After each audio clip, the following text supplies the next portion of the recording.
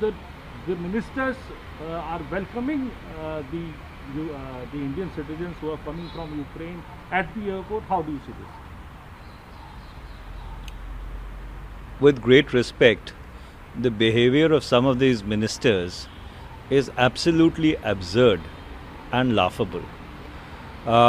Young Indian students who've barely escaped with the skin of their teeth from a intense battle zone, are being subjected to sanctimonious homilies by these various ministers who are clambering onto aircrafts in order to do their own political public relations and propaganda. I mean, this is beyond silly, for the lack of a better word. After all, going back to the first Gulf War in 1990, whenever there has been a crisis, or even before that, when the Gulf War commenced, or rather when Saddam Hussein invaded Kuwait, there was a huge airlift from Kuwait by the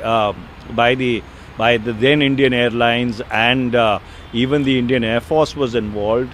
Subsequently, whenever there's been a crisis, whether it was Libya in 2011, and I can recite this chapter and verse, every government of India has ensured that everything that they could do within their power in order to bring Indian citizens out has been done.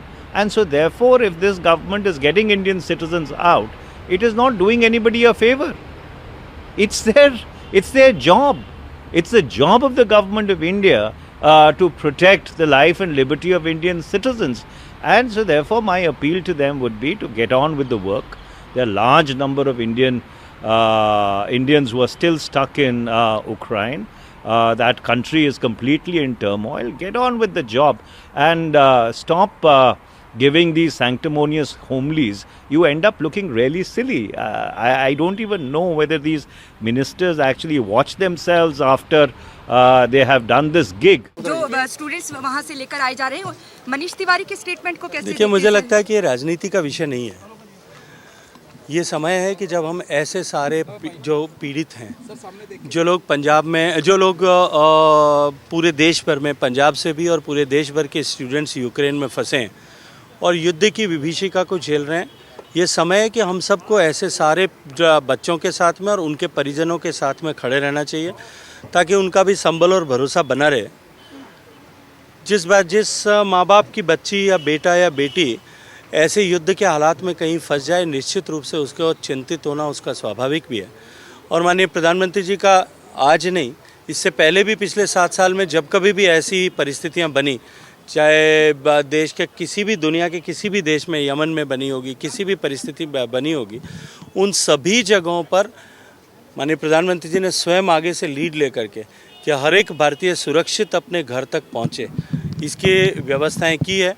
Corona की आपदा के समय में भी वंदे भारत दुनिया का सबसे बड़ा रिपेट्रिएशन प्रोग्राम चला था, और आज यूक्रेन में से भी सबसे ज़्यादा रिपेट्रिएशन किसी एक जगह देश के स्टूडेंट कम्युनिटी का, डायस्पोरा का हुआ है, वो भारत का हुआ है। भारत के लगभग 2500 से ज़्यादा बच्चे वापस अपने घर लौट गए, और आने वाले 2-3 दिनों में जिस तरह के ऑपरेशन चल रहे हैं, सिर्फ एक ईस्टर्न यूक्रेन का जो हिस्सा जहाँ एक्टिव वॉर चल रहा है, वहाँ के लोगों को निकालने के लिए, वहाँ फंसे हुए बच्चों को निकालने के लिए प्रधानमंत्री जी ने स्वयं कल भी रात को पुतिन साहब से बातचीत की है। उन्होंने यूक्रेन में भी बात की है, और उन्होंने बात करके कि एक सेफ पैसेज हमारे बच्चों को मिले ताकि हम अपने लोगों को निकाल सकें, और मुझे पूरा विश्वास है कि ये भी अगले 2-3 दिन में ये स्थिति भी सुलझ जाएगी। देखिए, मैंने पहले भी कई बार कहा है, न ऐसा कोई विचार है, न ऐसी कोई चर्चा है, न ऐसी कोई संभावना है। फीडबैक क्या मिला गजेंद्र जी? आपने बहुत पॉजिटिव है।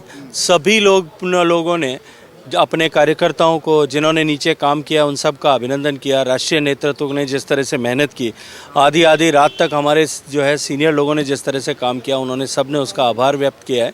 और सभी लोगों ने मिलकर के जिस तरह से चुनाव लड़ा और एक उत्सव के माहौल में चुनाव लड़ा, और जिस तरह की परिस्थितियां बनाई गई थी पंजाब में, जिस तरह के हालात बनाए गए थे, और ये कल्पना की जाती थी कि पंजाब में भारतीय जनता पार्टी के लोग शायद पिंड में जा भी नहीं पाएंगे, इतने सारे अनुभव में कहीं एक आध जगह को छोड़ करके बाकी कहीं भी ऐसा रेजिस्टेंस नहीं रिपोर्ट किया गया कि जहां उनको इस तरह के प्रतिरोध गतिरोध का सामना करना पड़ा। मुझे लगता है कि ये इस बात का परिचायक है कि ये जो परिस्थितियां भारतीय जनता पार्टी के विरोध में बनाई गई थी, ये अपने पॉलिटिकल इंटरेस्ट से बनाई गई थी।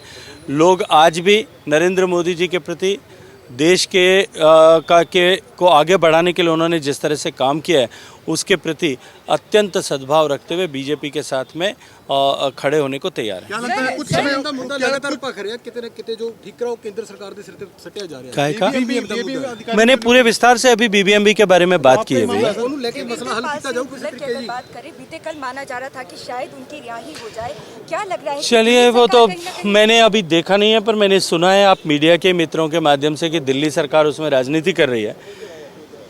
जिन लोगों को छोड़ने का प्रकाश पर्व के समय माननीय मोदी जी ने घोषणा की थी, उनमें देवेंद्र पाल सिंह भुल्लर का नाम जो है वो दिल्ली सरकार के कागजात पूरा न करने के कारण से बाकी रह गए थे। केजरीवाल साहब यहाँ बड़े बड़े दावे कर रहे थे, पंजाब का, पंजाबियत का, सिखियत की बात कर रहे थे, लेकिन मुझे लगता है कि वहाँ दिल्ली जाकर के वो पंजाब को भूल गए हैं। निश्चित ही भगवान उनको सद्बुद्धि देगा और वो इस पर निर्णय करेंगे। क्या लगता है कुछ समय और मिल जाता तो सर चलो छोड़ो यार, अब रोटी खाने दो, भूखे आदमी को कितना आप लोग